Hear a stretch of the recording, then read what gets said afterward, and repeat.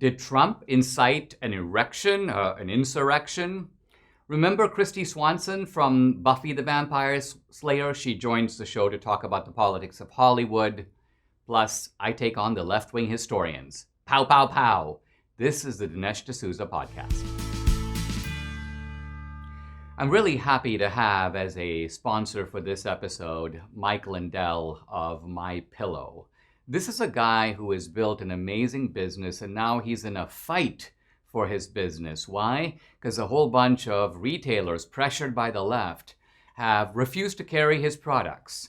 Mike, however, is not backing down. He refuses to bow to the forces of the left. And I love that about him. I think we should support him. I think we should back him, particularly in his time of need. The good news is Mike has amazing products, MyPillow products. We have them all over our house now. We have his towels. We have his blankets. He even has weighted blankets. He's got robes. We just bought his dog bed. He's got, of course, pillows, including body pillows. He's got pajamas. He's got sheets and flannel sheets. He's got throws. So Mike is offering a special buy one, get one free on his sheet sets. He's got the world's most comfortable bed sheets. He found the very best cotton in the world. It's at this place where the Sahara Desert, the Nile River, and the Mediterranean Sea all kind of come together to create the ideal weather conditions for growing cotton. His new Giza Dream bed sheets, they're made with this long staple cotton. Mike guarantees they'll be the most comfortable sheets you'll ever own. The first night you sleep on his sheets, you'll never want to sleep on anything else. The Giza Dream sheets, they're available in a whole bunch of colors. Like all of Mike's products, they come with a 60-day money-back guarantee and a 10-year warranty. So right now, you can buy one, get one free by calling 800-876-0227 and use promo code Dinesh. For a limited time, buy one, get one free. Call 800-876-0227 or just go to mypillow.com. But make sure to use promo code Dinesh.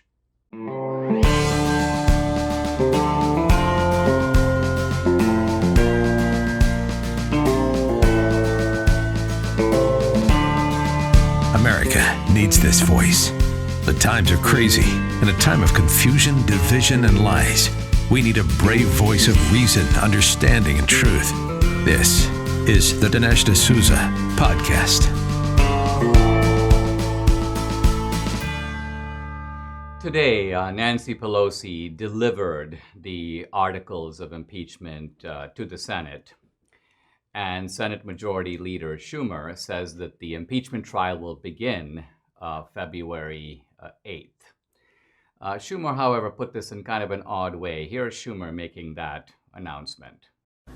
But make no mistake, there will be a trial, and when that trial ends, senators will have to decide if they believe Donald John Trump incited the erection. Apparently, Trump is responsible for inciting Schumer's erection. Now, by the way, I don't know if Schumer had an erection, but if he did, why would Trump have incited it? Did Schumer get turned on by watching Trump giving his speech? Was he tubining during the debate and somehow, I don't think Trump's to blame for this, really. Well, anyway, Schumer misspoke. He was talking about the insurrection. And Trump is evidently responsible for that. So there's a lot of excitement on the left about all this. And they're just having an orgy of recriminations against Trump. In fact, Nancy Pelosi is quoted saying that Trump could not only be removed from or prevented from seeking office again, he could be, quote, accessory to murder for his role in inciting the riot that led to some people being killed. AOC is in such a kind of frenzy that she said that she had to skip the inauguration because there would be Republican senators present. I guess people like maybe Cruz or Hawley, and she felt unsafe. I guess she felt that like Hawley might jump her or Cruz might go Zodiac on her, something like that.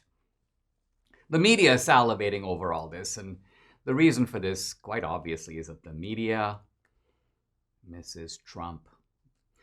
You can almost kind of envision the mood at CNN. Initially, it was kind of like this. It's really peaceful without Trump. Yep, very, very peaceful. So much peace going on around here. Silence. More silence. Finally, hey, I wonder what Trump's up to. Let's check into what he's doing. So the media has been parasitic on Trump, feeding off of Trump. Their ratings depend on Trump, and suddenly there's sort of no Trump. So this whole Senate hearing is kind of a way to bring him back on stage, flog him again. And the Republicans on this are sounding a weird note. I want to give you some examples. Here is Lindsey Graham. He goes, he's against this idea of convicting Trump in a Senate trial, but his reason is what's really odd. He goes, the healing of this great nation will be postponed. So in other words, if you go after Trump and get him, it'll postpone healing. It's not that Trump didn't do it. It's not that he didn't incite anything. It's that we have to pass on this to promote healing. And then here's John Cornyn.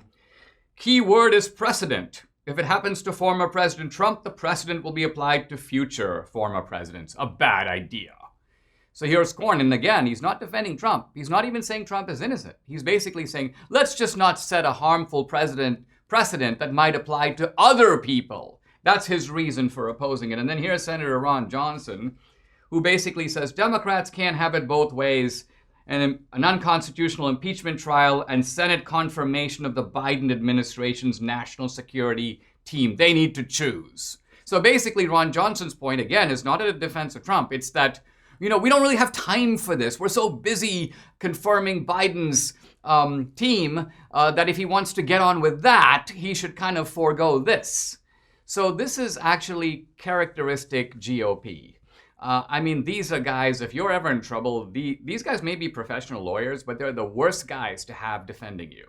I almost imagine, Jesus Christ before Pontius Pilate. And imagine that Pontius Pilate, has a trial. He decides, okay, well, let's see if Jesus did this.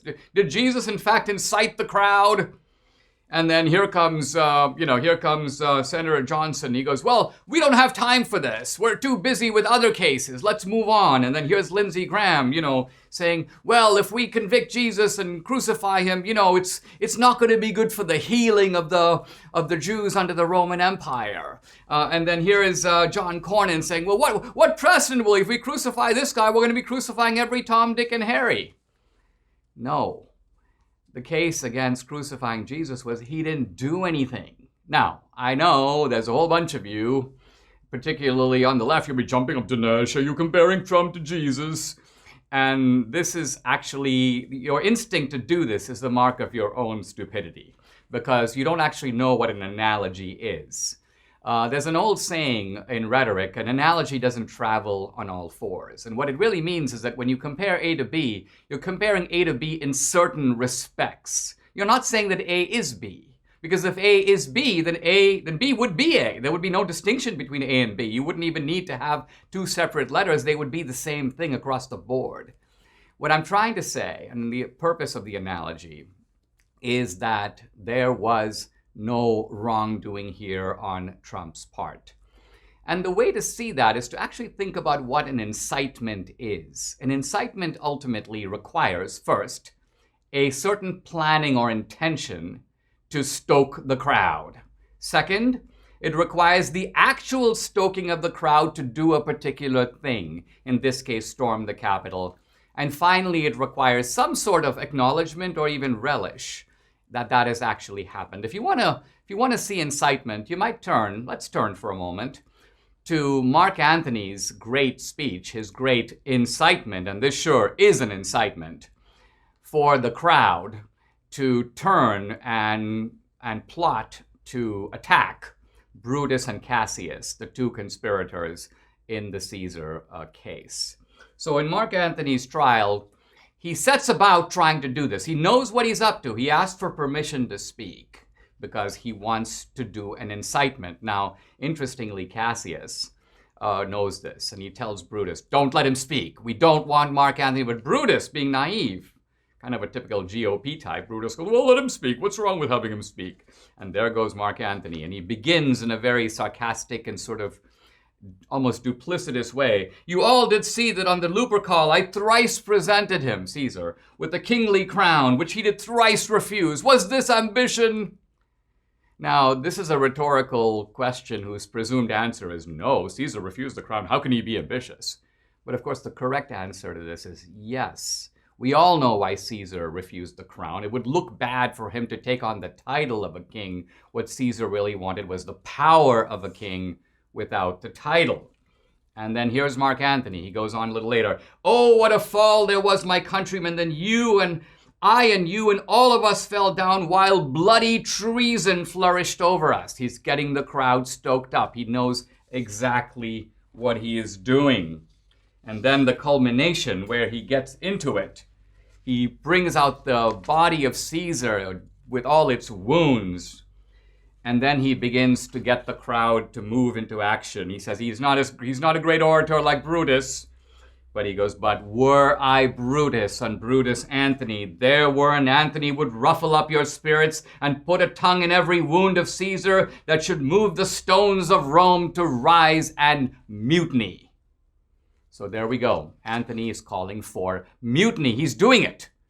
And then as soon as it happens, the crowd begins to say, let's go get him. Let's go after these guys. Let's go get Brutus. Let's go get Cassius. Antony steps back and basically goes, the mischief is done. Let it now take whatever course it will.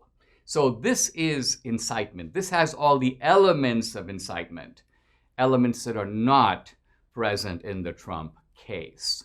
So the bottom line of it is that this whole thing is a farce, not because it's divisive or because it sets a bad precedent or because it promotes healing to move on. The reason to exonerate Trump is that in this particular case, he is an innocent man. You never thought COVID could cost you your home, right? It just might, because cybercrime is up 75%, and by far the most serious cybercrime to worry about is home title theft. The job of the criminals is easier than you think.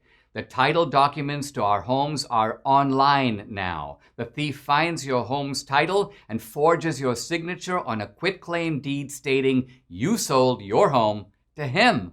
Then he takes out loans on your home and leaves you in debt. You won't know until late payment or eviction notices arrive. Insurance doesn't cover you, and neither do common identity theft programs. That's why I protect my home with Home Title Lock. The instant Home Title Lock detects someone tampering with my home's title, they help shut it down. Go to HomeTitleLock.com and register your address to see if you're already a victim. Then use code RADIO to receive 30 free days of protection. That's code RADIO at HomeTitleLock.com. HomeTitleLock.com. As part of his slew of executive orders, Biden has a new transgender rule that is to be enforced by the Department of Education. Basically, it means that transgenders or biological males, for example, now have access to the women's restroom, to the women's locker room, and even more significantly, to women's sports. So you can actually have guys, biological guys, playing on girls' teams and playing against girls. Now, this whole thing, this whole transgender issue is, to me, very odd. I'm seeing some of it, not just in America, not just in the West, but sort of worldwide. And I ask myself, what's going on here? Is there some sort of a worldwide awareness or recognition? Suddenly people, for the first time in history, decide that they want to sort of traverse the biological gender line. Now, gender is in some ways much deeper than race. Race is biological. There are biological differences between races. You can see those anatomically. There are obviously differences in melanin and so on. But race is, to a large degree, the painted face. And by that I mean racial differences are largely cosmetic, they're outward. But no one can reasonably say the differences between men and women are cosmetic. No one can reasonably say that the differences between men and women would vanish, let's say, for example, if you stop labeling them differently. No, these are differences supplied, you may almost say, by nature, where we come into the world not even as generic human beings, but we come into the world as Adam or Eve, one or the other. There I recognize some rare cases, hermaphrodites and so on. But here's the point. Boys are different from girls. And it is ignoring this truth, this not just biological truth, but scientific truth. The left is always about, let's respect the science. Let's learn from the science. Well, why don't we do that here? Science tells us that the difference between boys and girls is real, and it's not skin deep. And it's not even simply about testosterone. There are enormous differences in oxygen capacity, musculature, bone size and bone density, joint stability, levels of body fat. And this is why we treat gender differently than race. If you think of the whole civil rights movement, you think of the famous Brown decision, Brown versus Board of Education, overturning segregation. Racial segregation was based on the idea called separate but equal. In other words, hey, blacks and whites should be able to drink out of separate water fountains, separate but equal. They both get a water fountain. They should go to different schools because, hey, separate but equal. They both have their own schools. And the striking down of racial segregation was based on the idea that separate is not equal. Separate is inherently unequal. And blacks and whites must participate together in schools and in other ways. Now, that's not true in gender. In gender, to this day, we have separate but equal. And what that means is that when you go, for example, to the track, boys run against boys, girls run against girls. That is also true on the tennis court. Roger Federer might play Nadal, but he's not going to play Serena Williams. In fact, I remember some time ago, Serena Williams played a guy. He was like the number 110 rated male player in the world, and he beat her easily. No one was surprised. This wasn't even really a news event for the simple reason that everyone knows that men have more upper body strength than women. That's why we have separate tracks and separate prizes. Now, even in chess, I think I've pointed this out before in the podcast, even in chess, which is a purely intellectual sport, there's no physical strength involved, whatever. But even there, you have a women's world chess championship, which seems like kind of an oddity. Why don't we just have a single tournament? But again, there's separation there. Now, here's the point. When boys, biological males, start playing in the girls' sports, the result is sort of predictable. So here's a guy named Fallon Fox. He's an American male mixed martial arts fighter. He decided to compete in the women's division, where he was pitted against his opponent, Tamika Brents. In the first 3 minutes, he beat her up, broke her eye socket, injured her so badly she required 7 staples to her head. And she said afterward, "I've never felt so overpowered in all my life." Now, is this where we want to go? This is not just about men beating women on the track or even in tennis, but literally beating the heck out of them physically.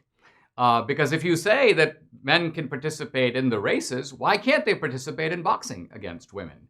So this is what happens when, you may say, reason takes flight and submits itself to a certain kind of crude ideology, a crude ideology here that wants to sort of pull down these gender distinctions. Gender is a social construct. Nonsense. There are aspects of gender that are interpreted by culture, but gender itself is rooted in biology. And that's why when a child is born, a doctor can look into the ultrasound and say, it's a boy, it's a girl. The doctor isn't creating a social construct. The doctor is actually looking for some things, some organs, some anatomical differences, and declaring what nature has decided here. Psychology doesn't really get to fully overrule biology, and that's really what I think the left is trying to accomplish here. They're trying to go against science and against biology to produce a result whose net effect can only be harmful to women. Want to belong to a senior organization you can trust? I want you to know about AMAC, the Association of Mature American Citizens. AMAC is the fastest growing conservative 50-plus organization in America. Over 2 million people have joined and now carry the AMAC membership card. AMAC was built by folks who feel the same way we do. We're not alone. AMAC believes in and stands up for the values that have made America great: faith, family, and freedom. They believe in the sanctity of our Constitution, including the First and Second Amendments. They're fighting the good fight against reckless government spending and the ever-expanding scope of the federal government. They are pro-small business, secure borders, support our military, and respect our veterans.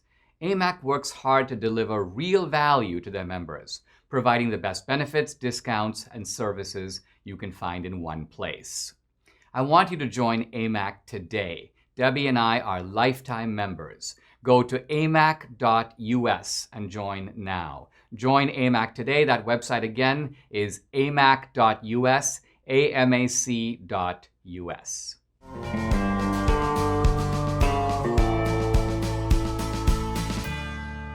I've had a very strange relationship with Hollywood. I would say kind of a love-hate relationship. I've always loved movies since I was a kid. I never thought I would sort of be in the movie business at all. I think if I had gone to my parents or my grandparents and said, "Hey, I'm going to be making movies one day," they would think I'd taken ill. So it's been part of my American dream to be in the movie business, making mainly documentaries. But also Debbie and I executive producers on the feature film Infidel. Now, Hollywood has become, it seems, an increasingly intolerant place. Hollywood was always perhaps a little insular, a kind of club, if you will, with its own ideas and prejudices and lifestyle. But it seems that the idea of going out and canceling people that you don't agree with, that has reached a new level in Hollywood.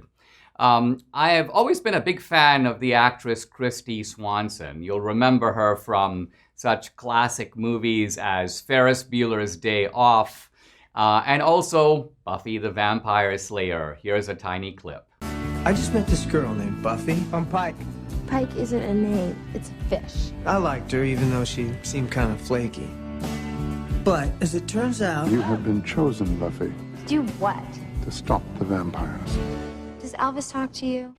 I was provoked to bring Kristy on the show because I saw a kind of wonderful tweet that she did, a kind of, I would call it a tit for tat, that was in response to something that the actor Macaulay Culkin, you remember him from Home Alone 2, he's now like 40 years old, so he's not quite the Macaulay Culkin cute kid that we all remember from those movies. But anyway, he's crusading out there, and Kristy Swanson decided to give him a little dose of his own medicine. So welcome, Kristy Swanson. Great to have you on the podcast. Thanks for joining me. Thank you for having me. Now, all of this got started, this little latest kerfuffle, when Macaulay Culkin joined in with a bunch of people who were all on social media calling for the public, you could call it erasure of Trump. Now, as you know, Trump has been banned pretty much across social media. He doesn't have a voice. So now they turn to sort of a movie history, because there's Trump. He has a little cameo role in Home Alone 2, I believe.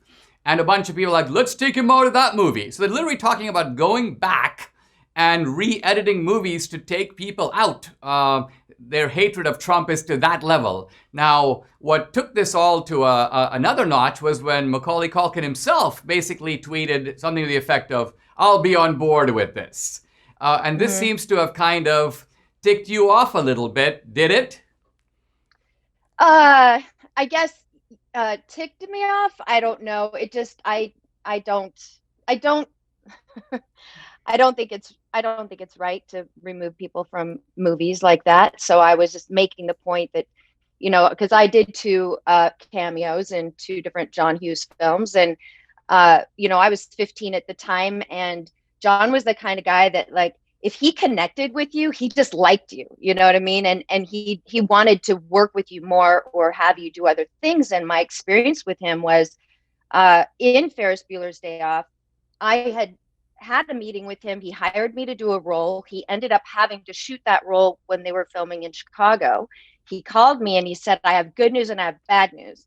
The bad news is I shot your role because of location, but I wrote you a new role. That's the good news. And I said, okay. He goes, I'm sending it over. And it was the role of Simone in the classroom in Ferris Bueller's Day Off. And while I was working that day, he said, what are you doing this weekend? And I said, nothing, And he said, well, we are reshooting the end of Pretty in Pink. I didn't direct it, but I wrote it and producing it. And I would like you to be in the end of Pretty in Pink. So I learned from him that if he liked you, he just wanted to work with you and have you do cameos. And he took a lot of pride in that and fun in it. And so I feel, and John's not here to speak for himself, unfortunately, but how do we not know that he liked Trump and wanted him in the movie? He wrote that role in there for him. You know what I mean? So for the studio or SAG-AFTRA or anybody else to say pull him out, it doesn't seem right to you. No. Yeah. So by SAG, of course, any sense. By SAG, of course, you're referring to the Screen Actors Guild, this idea that they would now come in and sort of re-edit the movie. Let's also remember that Trump in those days, before he was a Republican and before he was the president, right, was very much of a pop culture figure. I mean, who can deny it? He had admirers across the political spectrum. And so I think probably John Hughes thought it would be kind of funny and cool to have Trump in the movie. So it's almost as if the political climate is shifted and now there is a hit on Trump. See, to me, it's beyond the issue of Trump, because the whole idea of going back into movie history and sort of taking people out who were in the movie seems to me to be very Orwellian. It seems to me almost to be Soviet-style editing of popular culture. It's one thing to say we won't put Trump in a new movie, but to take him out of a movie he's already in, kind of a classic movie, I mean, I find that a little bit horrific. Yeah, I think it goes next level. I think that, it's possible what this is really, really, truly about is let's ruin the brand. We want to ruin the Trump brand, and this is one way we can do that. Or another possibility could be with SAG-AFTRA. Maybe they're concerned that he's going to get into filmmaking, having a studio, putting out content, TV series, newscasting, whatever. And if they can wipe him out of SAG, then maybe they won't have to honor any SAG contracts in the future in working with him as a producer. I don't know. I mean, I'm just thinking way ahead. Maybe that's another reason behind all of this killing of his brand. You know what I mean? Kristy, you're a girl who grew up in Orange County in California. You made your way to Hollywood. You became a big star. Let me ask you this. What is the way, if there is a way, to fight this kind of intolerance in Hollywood? Is it merely for people of a different point of view to start making movies outside of Hollywood? Is there a way to persuade the intolerant people in Hollywood not to be that way? What do you think the solution is? I don't know what the exact solution is. I just know for myself and my own life and how I've lived is I've been in the business 41 years, and I have never aired my politics on the set. I've never aired it on the red carpet while promoting a movie. There's no place and time for that, in your own personal life. If you want to tweet or do an interview like you and I are doing right now, and you want to talk about politics, I think that that's perfectly acceptable. But to not work with someone just because you don't agree with them politically, I think is wrong. I personally have never, ever done that. I've never turned down a role because, oh, so-and-so is in that movie and I don't like how they do their politics, so I'm not going to do their film. I've just never behaved that way because I believe, do unto others as you would have them do unto you. And I think that they're just playing with danger right now. At this point, it's just gone like next level. And if anything, it's making Hollywood, it's putting them in a really bad position, I think, with their audience. And it's affecting a lot of people. And I don't think it's going to end up well if they don't stop. Kristy Swanson, you are a very nice person in a not so nice industry. Thank you for joining me on the podcast. Thank you. We're now at the mercy of one-party control and an agenda driven by tax and spend economics. I don't need to go into all the social ramifications, but fiscally expect compounded growth of our national debt and the systematic devaluation of the US dollar. So there's really only one question. What is your plan? What are you doing right now to protect your savings and your retirement? I'm excited to have Birch Gold Group as an advertiser because Birch Gold Group will help you diversify a portion of your savings, an IRA or eligible 401k, into an IRA backed by gold and silver. They are the premier precious metals IRA company in America with an A+ Better Business Bureau rating, countless 5-star reviews, and thousands of satisfied customers. There's a tidal wave of inflation coming. Gold is your hedge. Debbie and I are investing through Birch Gold, and you should too. Text Dinesh to 484848 for your free information kit on precious metals IRA or to speak with a Birch Gold representative today. Time is running out, but you can protect your savings now. Text Dinesh to 484848.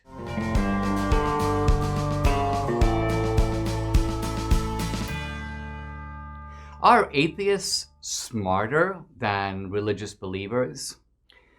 This has not been my experience. I've actually had the pleasure of debating many of the world's leading atheists. I did about 10 debates against the atheist Christopher Hitchens.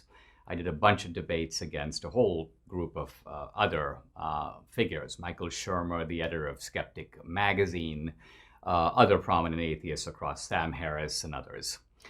And these are smart guys. It's been fun to debate them, and I think I give as good as I get. What's funny is that typically after these debates, I meet these guys, and they're like these village atheists. They're sort of filled with, it's not even so much that they don't believe in God, they just hate God. And they're not even all that smart. They've got room temperature IQs, but their starting point assumption is that they are apostles of reason. And I somehow am an apostle of faith.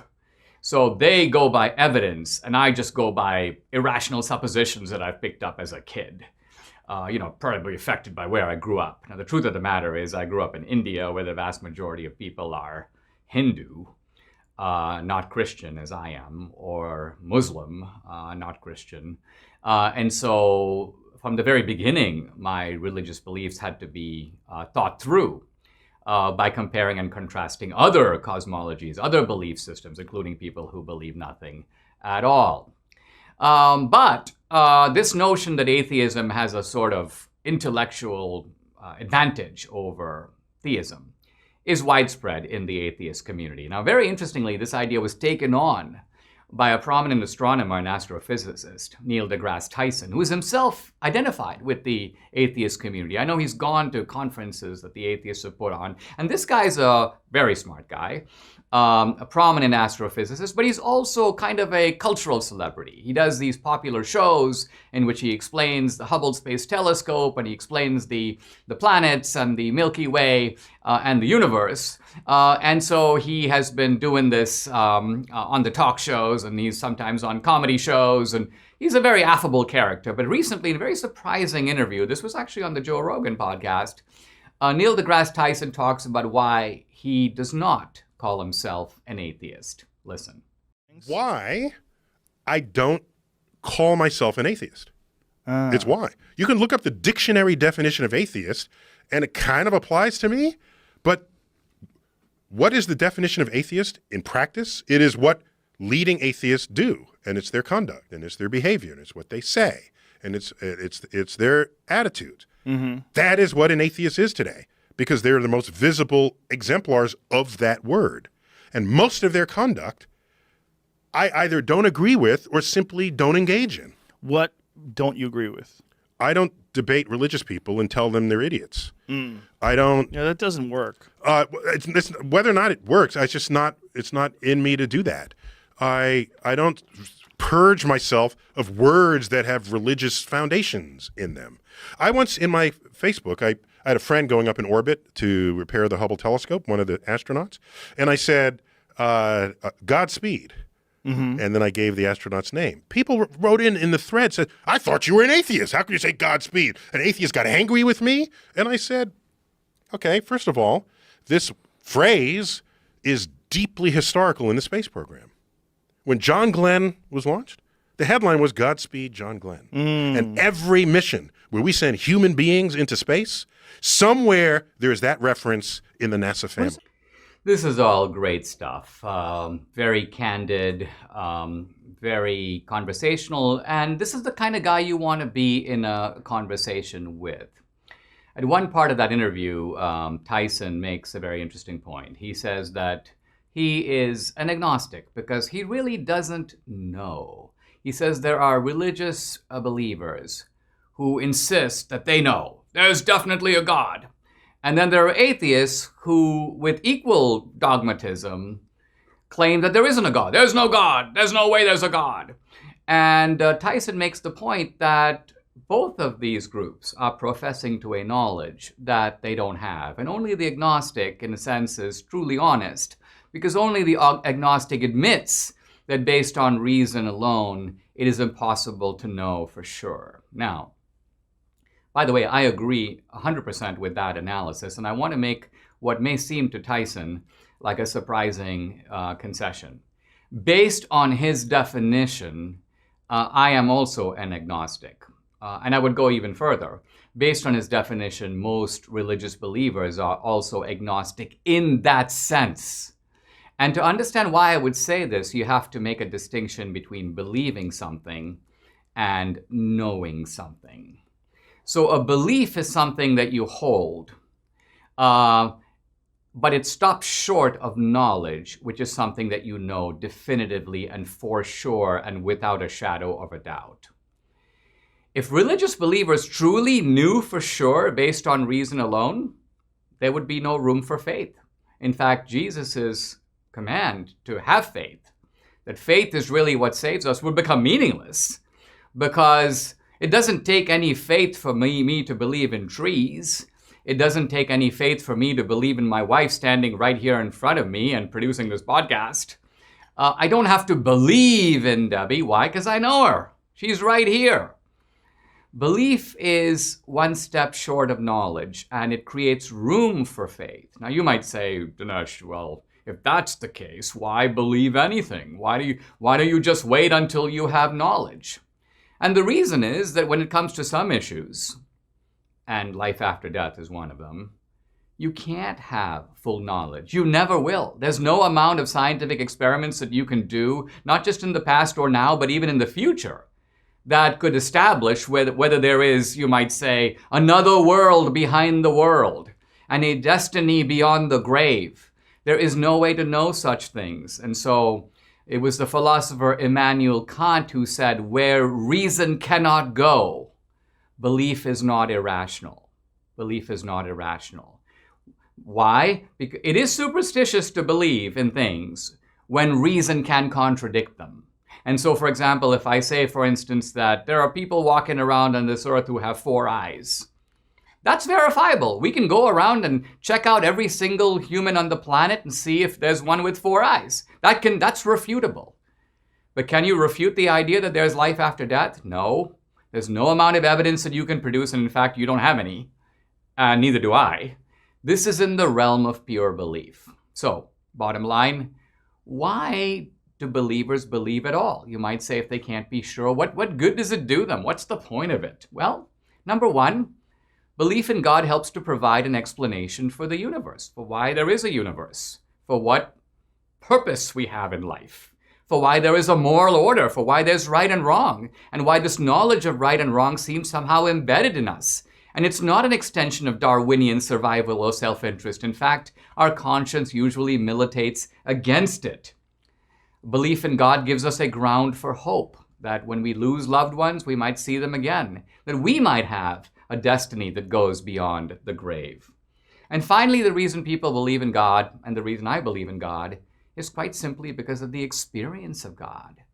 The believer has an experience of God that is not fundamentally different from any other experience that we have. Not just experience of other people, but even that inner experience that tells us that there is a part of ourselves that is unreachable by other people. Think about it. When you see me or you hear the outer Dinesh.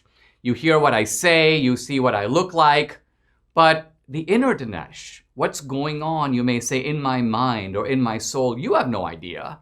That's why there's no one who can genuinely read my mind, because that is interior. But even though you don't know and no one else knows, I know. I have a direct experience that is inner. And so the experience of God is like that. The experience of God is inner experience, but it is no less real for that. And it's no less real for not being sort of scientifically verifiable, because the mode of knowing God is interior and not exterior. So I commend Neil deGrasse Tyson for making a bold statement in a very important debate, one that covers issues I want to address regularly on this show. But the bottom line of it is that he's saying, and I agree, that in terms of reason, we don't know things, but we still are not irrational. In fact, there's every good reason to believe in them.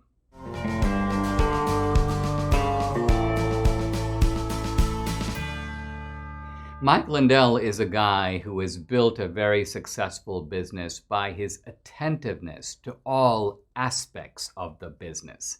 This is a guy who has a wide range of products, and he got so good at it by the way that he addresses the product itself. I had a chance to talk to Mike. This was several weeks ago, about his business, and I want to play a small clip of that conversation now. How did you go from an idea to organizing a business? How many employees do you have? Right now about 1,500. 1,500. So, how did you go from an idea? Lots of people have ideas, but they don't do anything with them. Right. What did you do with your idea? The first thing I did was problem solution. You know, what are the problems and what are the solutions? And not just overall, you have the main solution, obviously good sleep or whatever, but there was different things within the pillow itself. So I wanted one that if you ask someone, what would you like to see in a pillow? Well, I want one that stays cool. Here it is. I want one that could last 10-year warranty and you can wash and dry it. That stays, healthy. I want one that adjusts, that will actually work. That was the biggest thing to get over. They didn't have anything out there that would adjust and hold that height. So it's a problem solution, and it solve each problem within the whole, product. So this is the key, not just to have a great product, but to keep improving it, keep focusing on the needs and wants of your customer, and Mike does that. Now, as you know, Mike's under the gun. All these leftists are after him, retailers trying to cancel him. We need to support Mike. This is the best thing that we can do to help our own side and our own guys who stick up for their beliefs and don't back down. Now, Mike makes towels, he makes blankets, he makes robes and dog beds and pillows and pajamas and flannel sheets and throws. He's got it all. He's offering buy one, get one free on the sheet sets. He's come out with the world's most comfortable bed sheets. He found the best cotton in the world. It's in a place where the Sahara Desert, the Nile River, and the Mediterranean Sea all come together to create the ideal weather conditions for growing cotton. His new Giza Dream bed sheets are made with this long staple cotton. Mike guarantees they'll be the most comfortable sheets you'll ever own. So the first night you sleep on his sheets, you'll never want to sleep on anything else.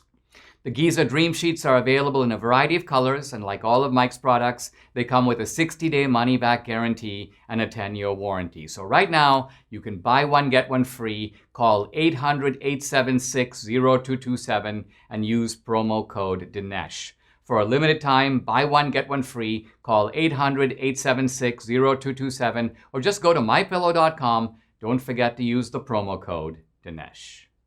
In my commentary on the 1776 report, I talked about how leftist historians routinely camouflage the deep complicity of the Democratic Party and the left in slavery, in segregation, in Jim Crow and racial terrorism, and so on. And this has stirred up a kind of hornet's nest on the left, all these leftist historians screaming and demanding that I produce evidence of textbooks that actually do this. In my commentary, I addressed the Princeton historian Kevin Cruz, who was talking about Martin Luther King and claiming that Martin Luther King was in favor of affirmative action as we now know it, racial preferences. And I said that even though Cruz was able to point to some remarks by King that suggested compensatory justice for the Negro, nevertheless, King did not support a specific race preference policy. Now, Cruz responds to this in the most abusive tone, and he goes things like, Dinesh, you pathetic fool, it's right there in the article. And so I look at the article, and I see, in fact, the quote that I referenced myself about compensatory justice.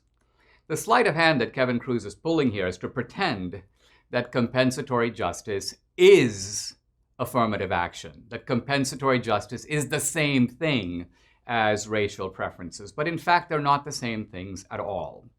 Let's look, for example, at Congress's decision to make compensatory payments to Japanese Americans who were interned unjustly in World War II. I can't remember the amount of the payment. It was maybe $15,000, some number.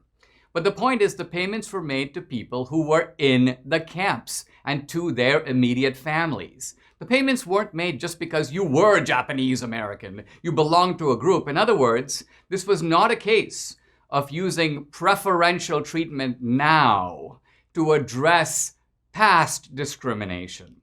That is the key meaning of affirmative action. Let's look at how affirmative action actually plays out today. Two guys apply for a job. In the old days, I guess you'd say, the black guy may be better qualified, but the white guy would get the job, and that's racial discrimination. Today, it's the opposite. If the white guy is better qualified, the black guy might still get the job, and that's affirmative action. Now, of course, to any outside observer, you'd see that, far from the first case being corrected by the second, we're talking about 4 different people, all you have are 2 independent cases of racial discrimination. Neither one inherently more legitimate than the other. Whatever the motives, in both cases you're taking a qualified guy and kicking him to the curb and giving an unqualified guy or a less qualified guy the position. That's affirmative action the way it operates today. Today it is the case that if a white or Asian American student who is in the top of their class with 90 percentile SAT scores applies to a college, they could be turned down in favor of a minority Latino African American student who is at the bottom of their class and has mid-level SAT scores. So there's no compensatory justice here at all. The white guy or the Asian guy hasn't wronged the black guy or the Latino. That's not even being alleged. So Martin Luther King's claim that compensatory justice being paid to people who have been victims of harm is totally different than affirmative action as we know it today. But I also think what's striking about all this is the abusive tone that we see from Cruz and a lot of his sidekicks. This whole idea that, Dinesh, you're a complete fool, you're an idiot, you've never taken a history class, you don't know any history, you're a loser, and so on. And I want to sort of address this head on because it's not like me to do a matching of credentials. I never do that. But I think it's important to basically say, who are these guys? What gives them the arrogance to speak in this way? Let's start with Kevin Cruz himself. Kevin Cruz went to University of North Carolina at Chapel Hill. I went to Dartmouth. Dartmouth is an Ivy League college. University of North Carolina at Chapel Hill is not. I don't think in the history of the University of North Carolina in Chapel Hill there's anyone who has ever gotten into Dartmouth but decided to go to Chapel Hill, even though they have better barbecue over there. Well, Kevin Cruz might say, well, I went on and I got my graduate degree at Cornell. Well, Cornell is known as the bottom feeder, the dregs of the Ivy League. In the scale of 1 to 8, it's clearly number 8. And you can sort of get the measure of Cornell by the idea that they have at Cornell, and they're the only Ivy League school to have this, they have a hotel school. You can literally take courses on how to be a busboy. You can write your thesis on the history of the taco. I mean, that's Cornell. Kevin Cruz has gone on to write some books. Well, I've written almost 20. He's written almost 3. My books have sold, I would say, millions. His books have sold, I would say, tens. He sold tens of books, mainly probably by forcing his students to buy them. And then you might say, well, wait a minute. He's an acclaimed historian, Dinesh, and you're not. Oh, really? Well, let's compare. My work has been praised by 3 of the greatest historians of the last 50 years. My book, Illiberal Education, was reviewed in the New York Review of Books on the cover by C. Van Woodward, the Yale historian, author of The Strange Career of Jim Crow.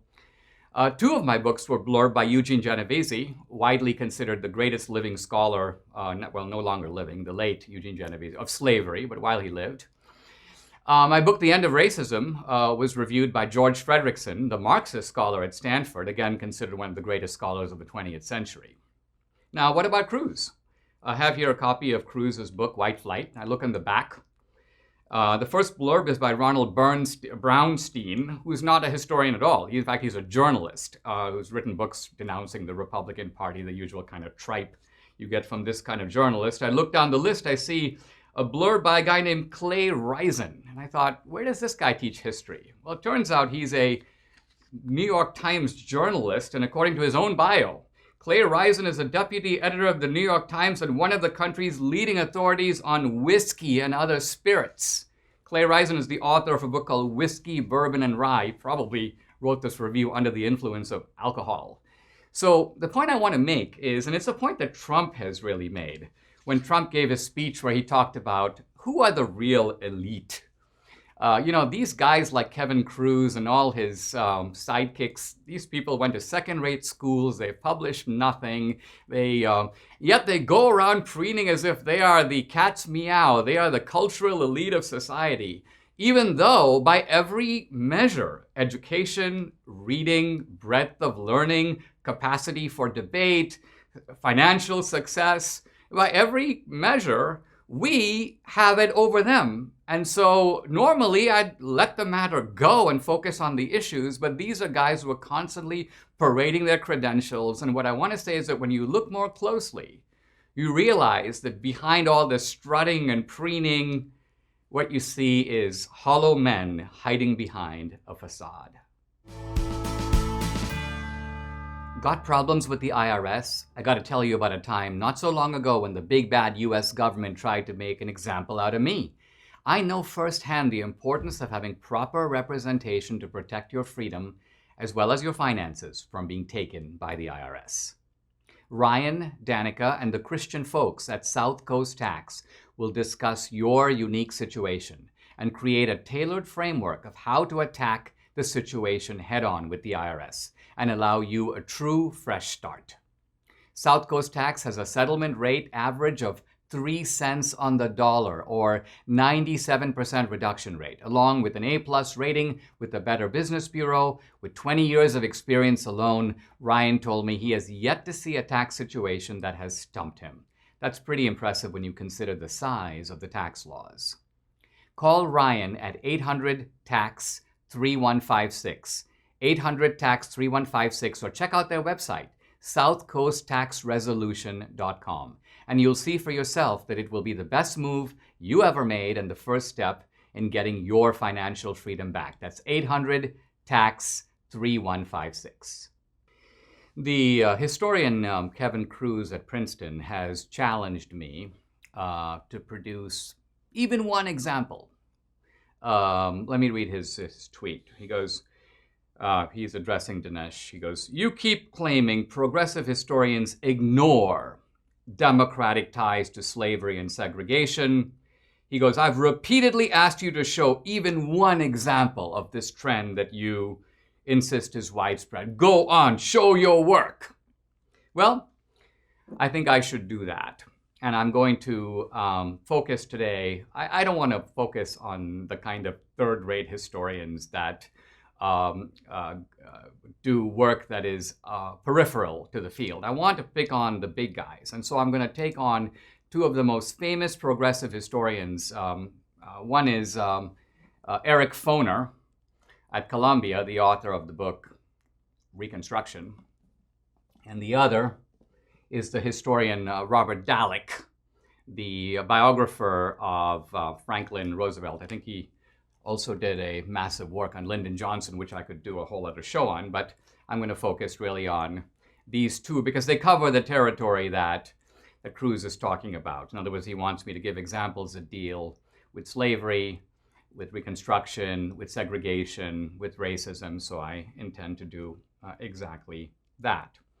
Let's start with Eric Foner. Now, Eric Foner has written a book that is a 700-page book on Reconstruction. And yet in that book, he leaves something very critical out. So let me say what that something is. After the Civil War, the Republicans got together and passed the 13th, 14th, and 15th Amendments. The 13th Amendment was the amendment that ended slavery permanently. The 14th Amendment established equal rights under the law. The 15th Amendment gave blacks the right to vote. These are absolutely critical amendments. They altered the Constitution in a radical way. They established rights that even the civil rights movement much later would be completely dependent upon. The civil rights movement, for example, the Voting Rights Act was dependent upon the 15th Amendment.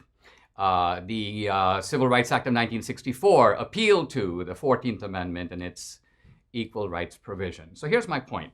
When you look at the actual voting, you find that Democrats vigorously opposed all three. Let me give you some numbers.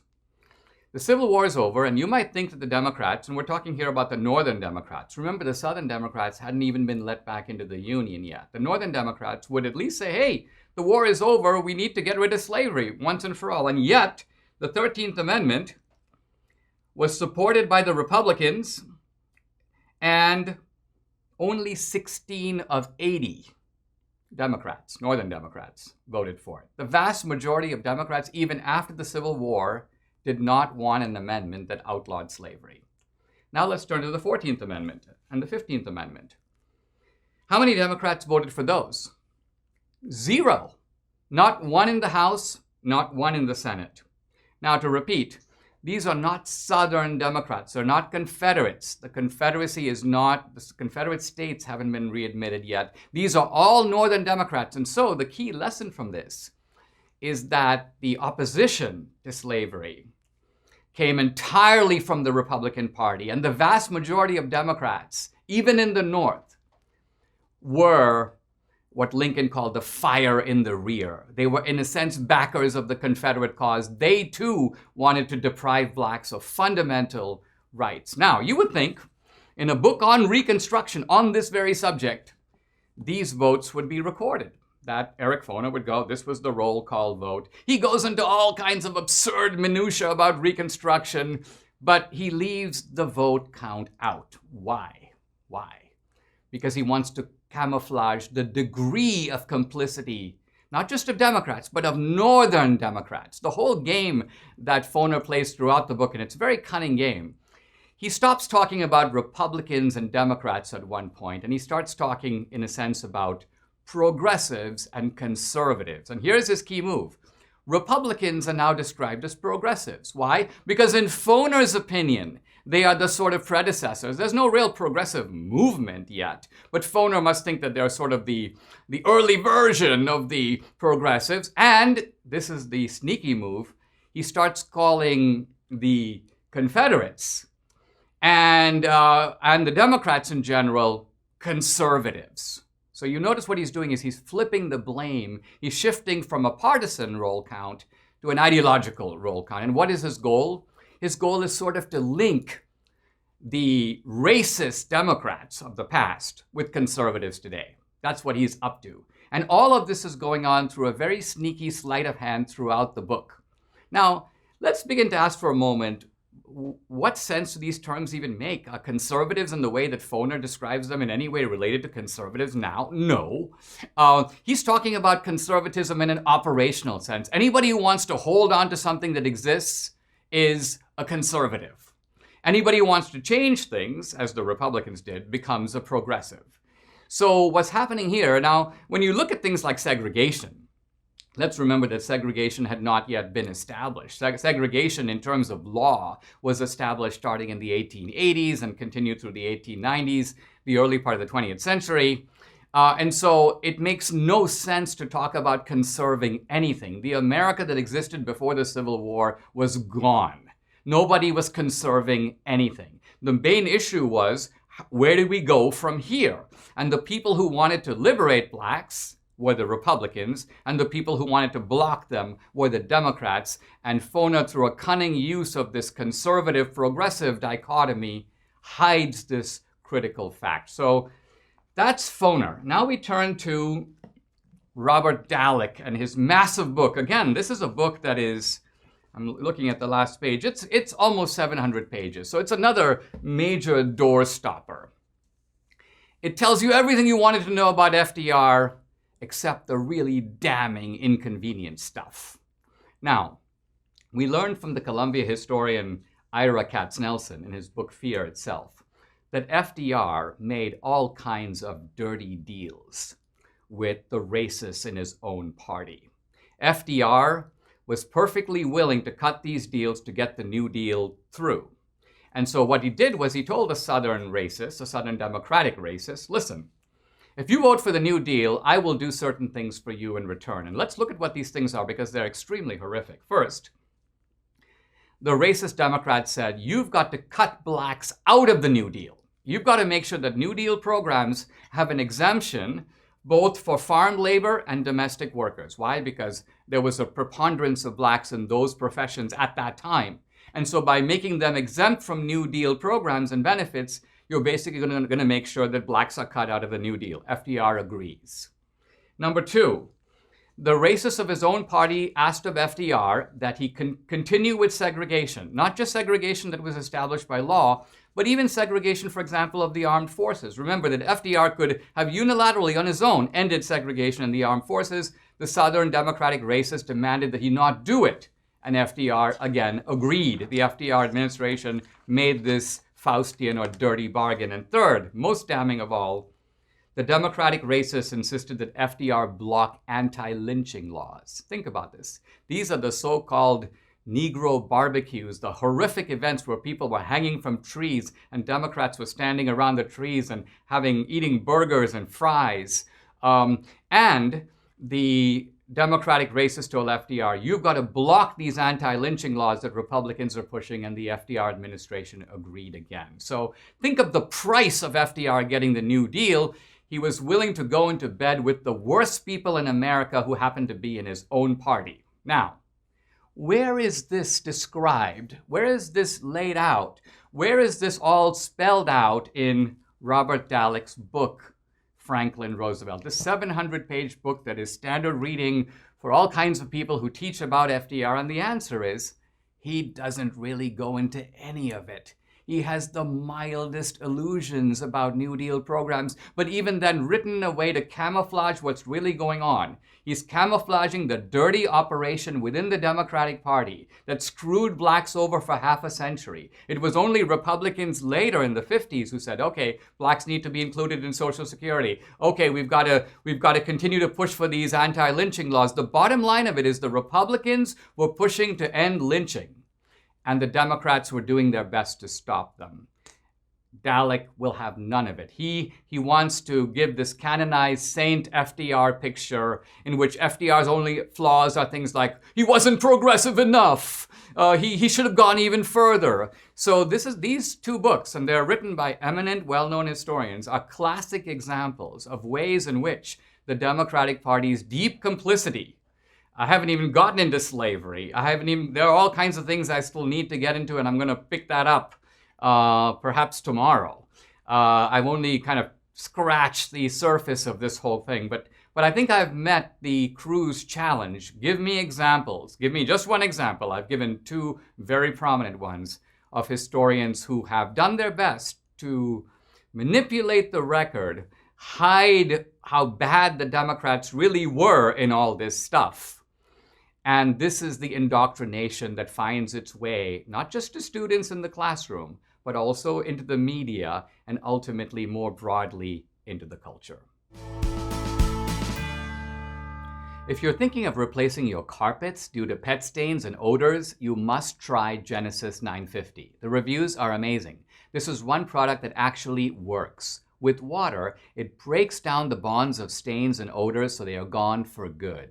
Its antibacterial component removes pet odors from carpet and padding. It can be used in a carpet cleaning machine, and it's green so it's safe for your family and pets. Genesis 950 is made in America. If you're tired of pet cleaners that don't work, it's time to buy Genesis 950. 1 gallon of industrial strength Genesis 950 makes up to 7 gallons of cleaner. But Genesis 950 is also great for bathrooms, kitchens, floors, upholstery, and grease stains. Consider Genesis 950 before purchasing new carpets. Genesis 950 has great customer service. Order 1 gallon direct at genesis950.com to receive a free spray bottle, free shipping, and a $10 coupon code using the code Dinesh. That's genesis950.com. Coupon only available for 1 gallon purchase. Genesis 950. It's much cheaper than replacing your carpets.